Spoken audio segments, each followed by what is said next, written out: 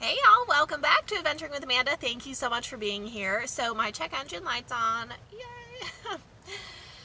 My check engine light has gone on more times with my 2018 Dodge Grand Caravan than with my 2011 Dodge Grand Caravan. The van I'm driving right now only has less than 60,000 miles on it, but there are some known issues with the check engine light in the Dodge vans. So in my other van, my gas light used to go on every now and then because there's some issue with the evaporative codes when it comes to the gas cap on the Grand Caravan. It's a known issue. Sometimes right after you get gas, or if you need to get gas, your gas cap and the evaporative cooling lines, like, it just gets wonky, and sometimes that's why the check engine light will go on. However, in this van, I noticed my check engine light went on and it wouldn't go off no matter what I did. So I'm going to talk about in this video what I did, what the issue is, how you can check your check engine light yourself, specifically if you have a Dodge Grand Caravan, and now what the solution is to getting my light turned off. So let's begin. The first thing I want to show you how to do is to check how to code your check engine light by yourself if you have a Dodge Grand Caravan. So the place to hook up the device is right here. See that little, it's this right here. Okay, so this is where you hook up the device. So it's under your steering column, under the hood clamp, and then it's right there. Okay, so if you ever have a machine to check your check engine light, this is where you plug it in to get your diagnosis. Okay, so yeah, that's where you plug in the little thing.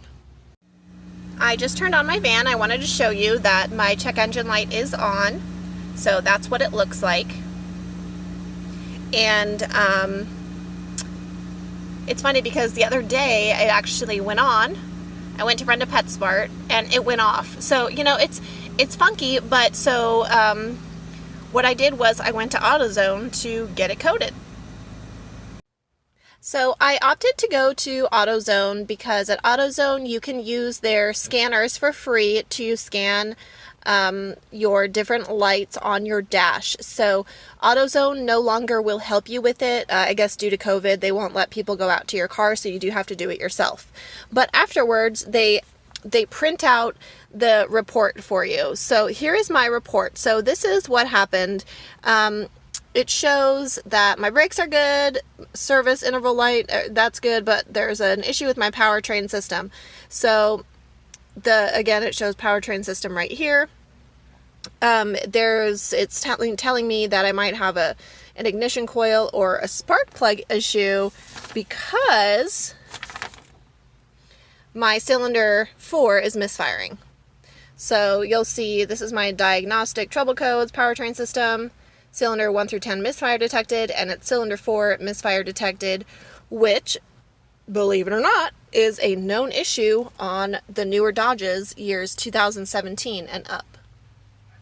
Now, unfortunately, I have to tell you guys that since this is a known issue with the check engine light being on and the cylinder 4 misfiring is actually, it has a lot to do with the injector harness and the spark plugs improperly routing the dirt and the moisture, so it gets like stuck in there and there's a buildup. So that is most likely why my cylinder 4 is misfiring.